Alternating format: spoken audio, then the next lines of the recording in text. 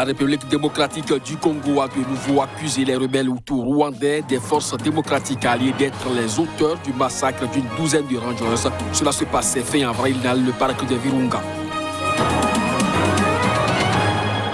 Le premier jour d'une levée progressive des mesures de confinement mises en place pour endiguer la propagation du Covid-19 est mouvementé à Kigali. Les magasins ont ouvert et les habitants sont heureux à nouveau. La quarantaine imposée à une douzaine de villes au Burkina Faso en raison du Covid-19 va être levée mardi. Cela s'explique par la baisse du nombre de nouveaux cas enregistrés.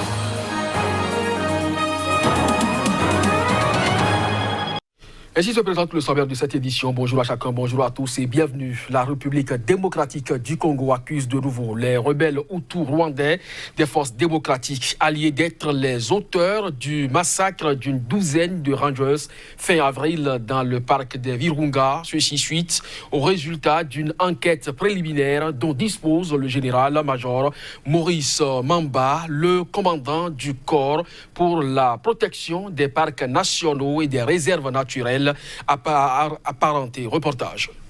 Le 24 avril, 17 personnes, dont 12 rangers du parc national de Virunga, ont été tuées dans une embuscade près du QG du parc dans la province du Nord Kivu, au nord de Goma.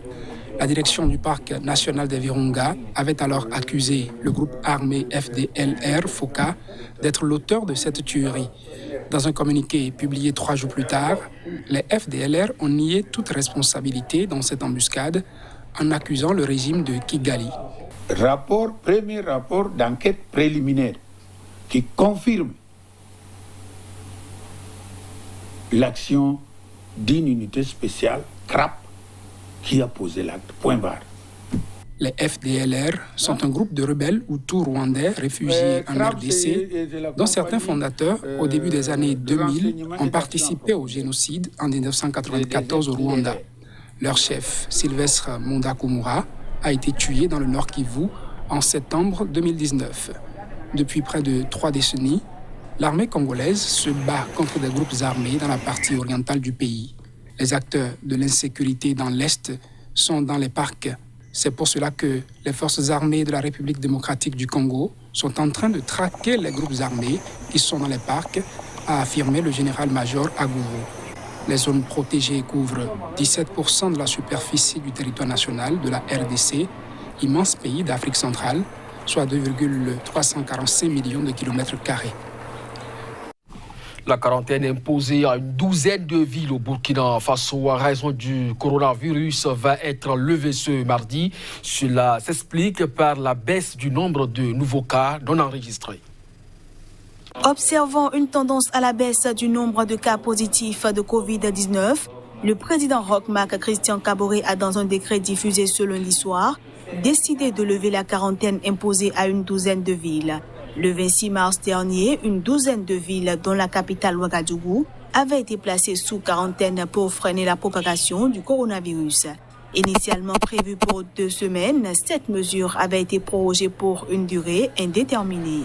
La levée de la quarantaine devra permettre la reprise du trafic interurbain, prévue également ce mardi. Le Burkina Faso a procédé à un allègement progressif des mesures restrictives à travers la réouverture des marchés et des lieux de culte et fixé la reprise progressive des cours dans les écoles au 11 mai prochain. La fermeture des frontières terrestres et aériennes et l'interdiction de rassemblement de plus de 50 personnes restent en vigueur jusqu'à nouvel ordre, selon un autre décret du Premier ministre Christophe Dabiré. Le Burkina Faso, premier pays à avoir enregistré un décès lié au Covid-19 en Afrique subsaharienne, compte 46 morts pour 672 cas, selon le dernier bilan officiel ce lundi. Des gens se déplacent dans les rues, des entreprises rouvrent et des athlètes s'entraînent dans la capitale rwandaise Kigali. Le premier jour d'une levée progressive des mesures de déconfinement mises en place pour endiguer la propagation du coronavirus sont bien perçus par la population rwandaise. Le Rwanda a procédé dès ce lundi à un déconfinement partiel et autorisé sa population à se déplacer durant la journée après plus de 6 semaines de confinement pour freiner la propagation du coronavirus, a annoncé le bureau du Premier ministre. Le Rwanda a été l'un des premiers pays africains à imposer des mesures de confinement drastiques le 22 mars, alors que 19 cas avaient été recensés. Le pays a enregistré à ce jour officiellement 225 cas et un décès. Les entreprises, les sociétés de fabrication et de construction seront autorisées à reprendre leurs activités avec des salariés essentiels. Les marchés pourront rouvrir, mais avec seulement 50% des commerçants. Selon le communiqué, les hôtels et restaurants seront également autorisés à fonctionner, mais devront fermer à 19h. Les écoles, églises, gymnases et bars resteront fermés. Les gens seront autorisés à faire de l'exercice dans des espaces ouverts. La participation à des funérailles sera limitée à 30 personnes. Les transports entre les différentes provinces rwandaises demeurent interdits. À Madagascar, une journaliste incarcérée depuis un mois a été remise en liberté ce lundi. Elle avait été interpellée pour avoir vivement mis en cause la gestion de la pandémie de Covid-19 par le président André Rajoelina. À l'occasion de la Journée mondiale de la liberté de la presse, le président malgache avait annoncé des mesures pour la libération des journalistes qui sont en prison. Directrice de publication du journal Valissoa, Afine Raelizoa était la seule journaliste détenue sur la Grande Île. Elle a été inculpée d'incitation à la haine envers le président et placée en détention le 4 avril. La justice lui reproche la publication sur la version en ligne de son journal d'accusations telles que Covid-19, confinement, André Rajoelina, assassin. Les charges qui pèsent sur elle n'ont pas été annulées. La journaliste risque une peine d'1 à 5 ans de prison.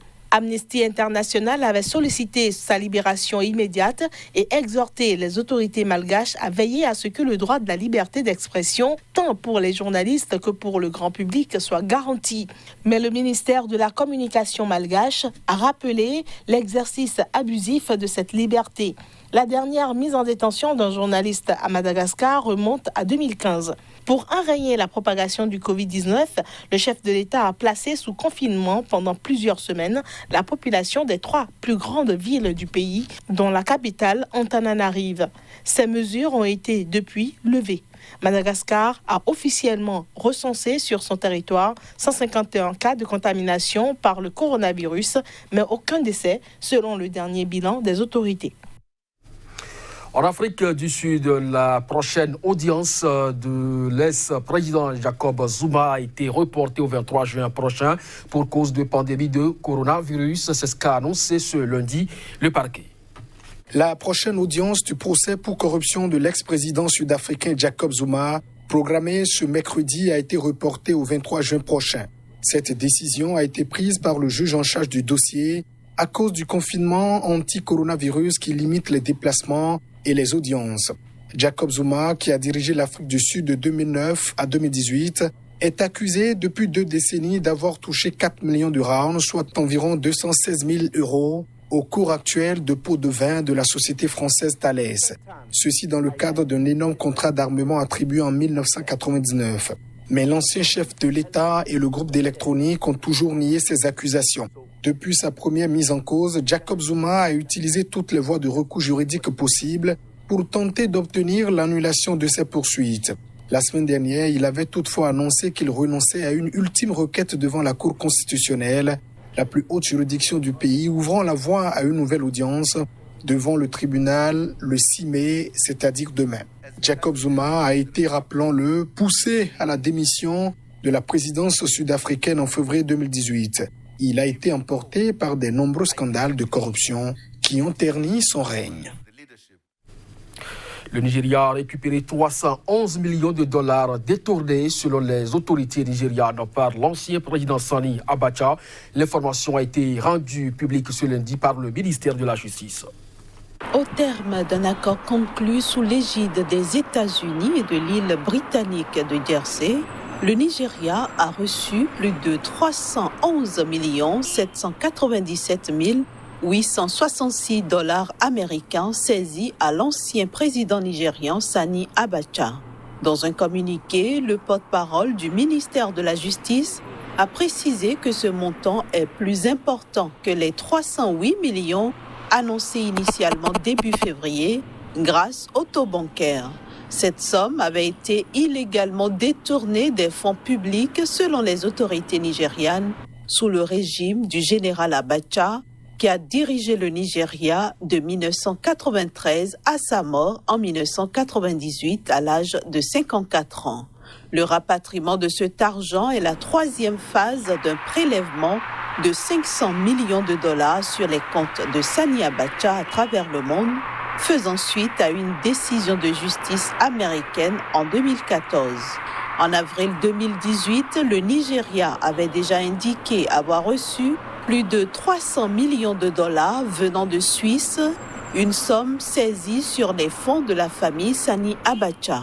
Le ministre de la Justice a assuré que cette nouvelle somme serait utilisée pour des travaux d'infrastructure dont le pays a cruellement besoin, tels que l'autoroute entre Ibadan et Lagos et Abuja et Kano. De nouvelles manifestations ont éclaté ce lundi dans des communes de Bamako et à l'intérieur du pays. Les manifestants ont protesté contre les résultats définitifs des élections législatives rendues publiques par la Cour constitutionnelle. Des centaines de jeunes ont crié leur colère contre la Cour constitutionnelle du Mali, qui a proclamé la semaine dernière les résultats définitifs des dernières élections législatives. Selon ces résultats définitifs, le parti du président Ibrahim Boubacar Keïta, le Rassemblement pour le Mali, a remporté 53 des 147 sièges de l'Assemblée nationale et non 43 comme annoncé une semaine plus tôt par le ministère de l'administration territoriale. Et c'est pour cette raison que des mécontents sont descendus dans la rue. Le plus grand rassemblement s'est déroulé à Sikasso, importante ville du sud du Mali, proche de la frontière avec le Burkina Faso et la Côte d'Ivoire. Les manifestants ont brûlé des pneus et bloqué la circulation. Des centaines de personnes ont également manifesté à Kati, à une quinzaine de kilomètres au nord de Bamako, où un candidat initialement donné vainqueur, l'ancien député Bourama Traoré, dit Banazolé Bourama, a été interpellé selon une association locale, Faso Kanou. D'autres manifestations ont été rapportées à Kayes dans l'ouest et Sévaré dans le centre.